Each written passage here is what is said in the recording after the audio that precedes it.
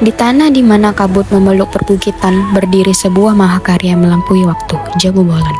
Bagi seorang antropolog, rumah ini bukan sekedar susunan material mati.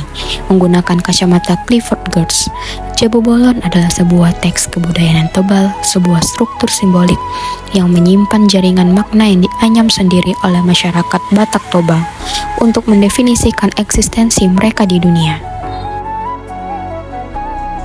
Menuju pintu, kita melewati tangga bolon. Dalam antropologi, tangga beranak ganjil ini adalah ritus transisi Arnold van Gennep, sebuah jembatan simbolis yang memisahkan manusia dari dunia luar yang profan menuju ruang dalam yang sakral.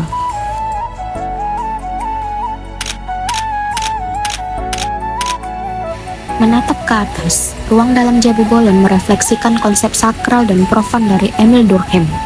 Bagian atap dan loteng ini bukan sekedar penutup bangunan, melainkan ruang disucikannya hasil bumi dan pusaka.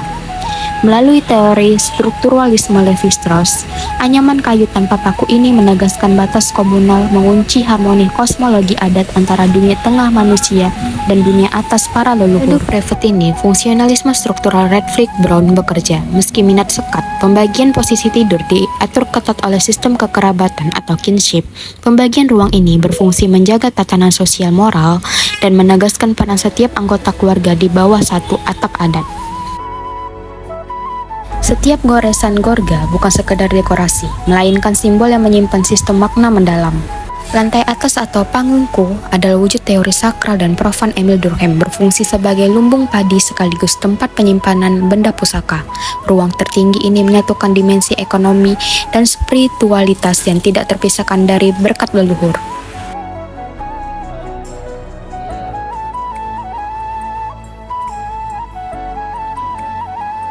Berbeda dengan tangga utama di depan, ini adalah tangga belakang Jabu Bolon. Dalam tradisi Batak Toba, tangga dan pintu belakang ini menjadi akses khusus untuk urusan domestik, keluarga dekat atau para wanita yang hendak ke dapur.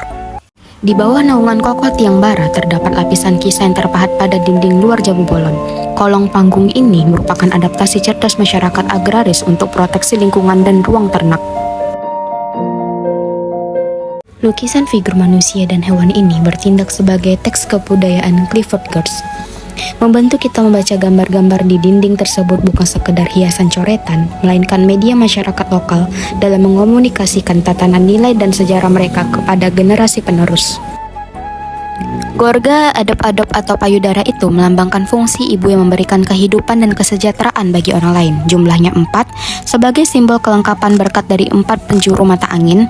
Ukiran ini dipasang berhadapan dengan boras pati atau cicak. Filosofinya cicak bisa hidup di mana saja, itu karakter orang Batak dimanapun merantau harus mampu beradaptasi dengan lingkungan baru. Atap ini adalah simbol Banua Ginjang, dunia atas yang sakral, tempat bersemayamnya para leluhur dan sumber berkat yang menaungi seluruh kehidupan manusia di bawahnya.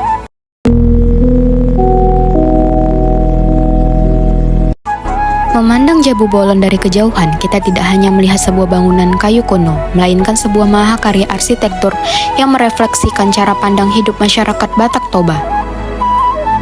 Guratan kayu yang menua dan jendela-jendela kecil di dinding luar ini menjadi saksi bisu bagaimana rumah adat ini dirancang untuk bernapas bersama alam. Melalui arsitektur ini, leluhur Batak Toba berpesan bahwa tempat tinggal sejati adalah ruang di mana manusia, tatanan sosial, dan alam semesta dapat hidup berdampingan dalam harmoni yang sempurna. Secara tradisional, bentuk ini menyerupai tanduk kerbau yang melambangkan kerja keras dan kemakmuran, sekaligus menyerupai siluet perahu sebagai pengingat sejarah pelayaran para leluhur.